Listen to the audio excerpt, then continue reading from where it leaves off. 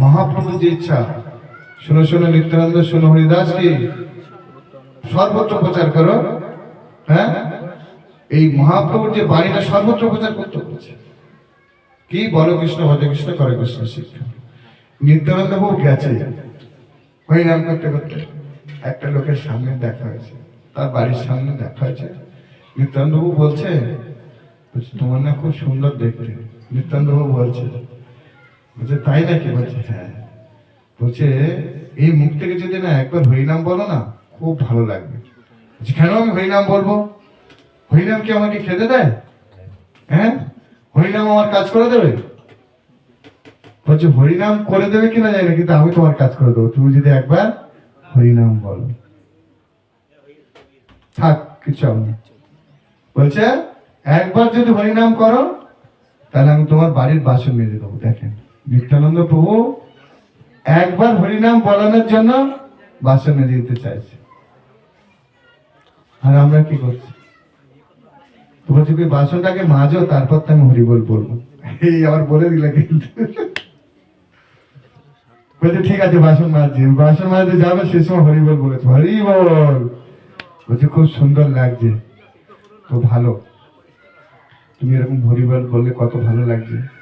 বলছে ভালো লাগছে কিনা জানি না, তুমি আমার কাজ করে দিয়েছে তাই বললাম।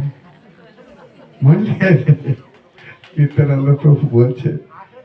তারপরে বলছে আর একবার বলো না, খুব ভালো লাগছে তোমার মধ্যে। বলছে না আমি বলবো না।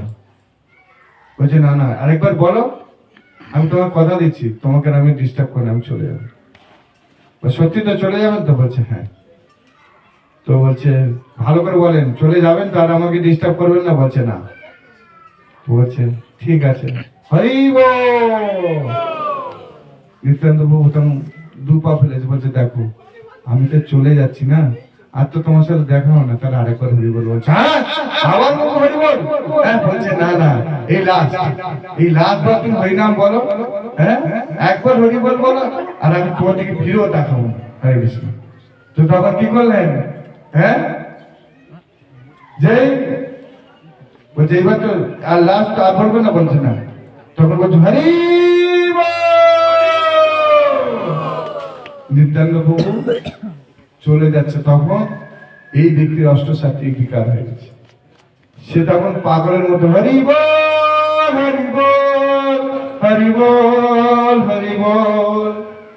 সে তখন ওই হরিবল আর তার জিহ্বার মধ্যে চুলকানের মধ্যে চিপটে গেছে। আচ্ছা আচ্ছা, দেখেন নিত্যানন্দ প্রভু এখানে কি করছেন, যে তাকে উদ্ধার করার জন্য নিত্যানন্দ স্বয়ং নিত্যানন্দ প্রভু তার বাড়ি কাজ করে দিচ্ছে। আর আমাদের কিছু করতে হচ্ছে না, চুপচাপ আসেন, সুন্দর ভাগবত কথা শ্রবণ করবেন, সাধু সঙ্গ করবেন, নৃত্য করবেন, আর যাওয়ার সময় পেট ভরে মহাপ্রসাদ পেয়ে আস্তে আস্তে গুটি গুটি পায়ে বাড়ি চলে যাবেন। গিয়ে